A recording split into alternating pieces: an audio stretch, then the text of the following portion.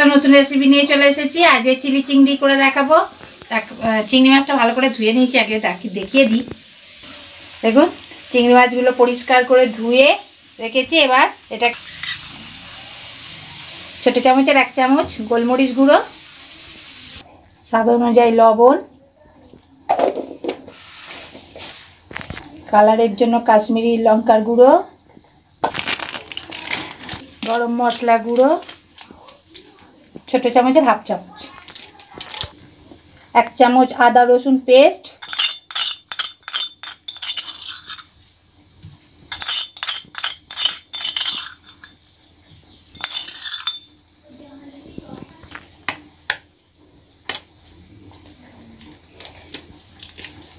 একটা ডিম,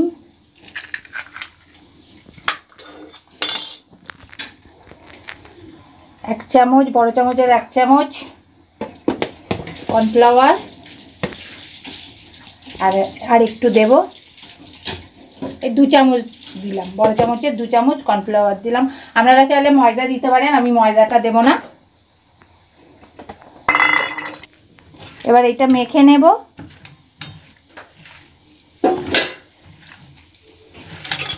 এটা সাদা তেলেই রান্না করব।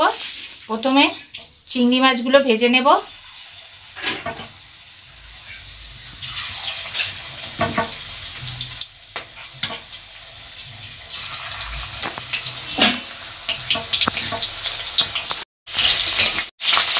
এবার উল্টে নেব, 2 পিঠই এরকম লাল লাল করে ভেজে নেব। আর এটা জোরাতেই ভাজবো, একদম মানে খুব জোরও নয় খুব আস্তেও নয়, মাঝামাঝি থাকবে আঁচটা। এগুলো ভেজে নিতে হবে। এগুলো ভাজা হয়ে গেছে, চিংড়ি মাছগুলো তুলে নেব।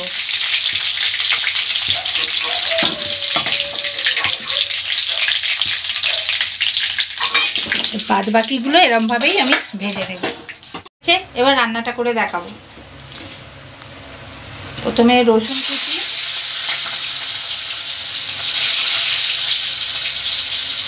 আমি 6টা লঙ্কা কুচি দিয়েছি, কাঁচা লঙ্কা। আপনারা ঝালটা যে যেমন খাবেন সেই অনুযায়ী দেবেন। মধ্যেই ক্যাপসিকাম, বড় ক্যাপসিকাম বলে আমি 1/2 দিয়েছি, আর 2টো বড় পেঁয়াজ এই যে ছাড়িয়ে এরকম করে কেটে দিয়েছি। এবার এটা ভাজবো, খুব একবারে ভাজবার দরকার নেই, এটা ভাজা হোক। আমি একটা সস তৈরি করে নিয়েছি। চিলি সস 2 চামচ, সয়া সস 1 চামচ, আর টমেটো সস 4 চামচ দিয়েছি, ভিনিগার 1 চামচ ভিনিগার দিয়ে গুলে নিয়েছি, ভালোভাবে মিশিয়ে নিয়েছি।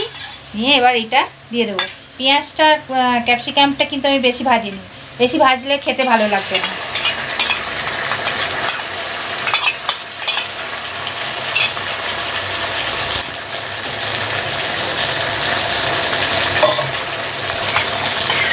বাটিটা ধুয়ে জলটা দিয়ে দেব।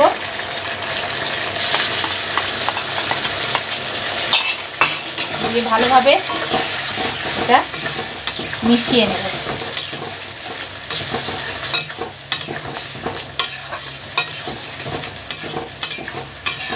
স্বাদ অনুযায়ী লবণ, লবণটা বুঝে দেবেন, কেন সয়া সস আছে, সয়া সসে একটু নুন নুন ভাব, ওই জন্য নুনটা বুঝে দেবেন। চিনি ছোটো চামচে 1.5 চামচ, আর কালারের জন্য ছোটো চামচের 1 চামচ কাশ্মীরি লঙ্কার গুঁড়ো। ভালোভাবে মিশিয়ে নেব।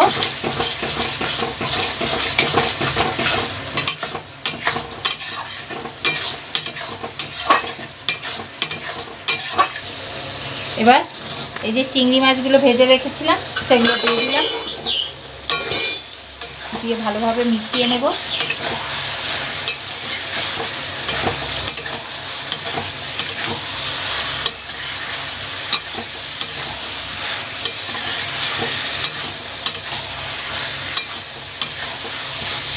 যদি এরকম মানে কষা কষা খেতে চান এই রকম রেখে দেবেন, দিয়ে নাবিয়ে নেবেন। আর যদি মনে করেন ঝোল খাবেন তাহলে সামান্য একটু জল দেবেন। আমি একটু জল দিলাম, আর একটু জল দেব।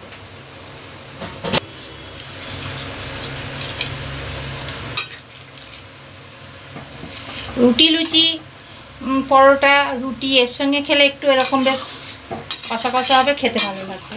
কিন্তু ভাতের সঙ্গে খেতে গেলে একটু ঝোল ঝোল না হলে ভালো হয় না। তাই জন্য ভাতের সঙ্গে খাবো যেহেতু, তাই জন্য একটু ঝোল ঝোল করলাম। তো এটা ফোটো, তারপর কি করব দেখাচ্ছি। ঝোলটা ঘন করবার জন্য 1 চামচ কর্নফ্লাওয়ার জল দিয়ে গুলে রেখে দিয়েছিলাম, সেটা দিয়ে দেব।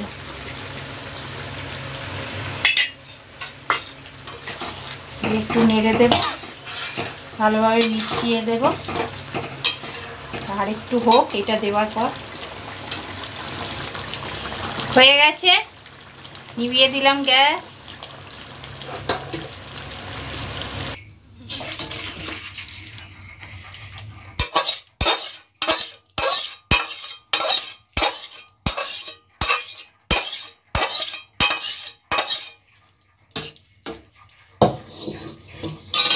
এরকমভাবেই বাড়িতে চিলি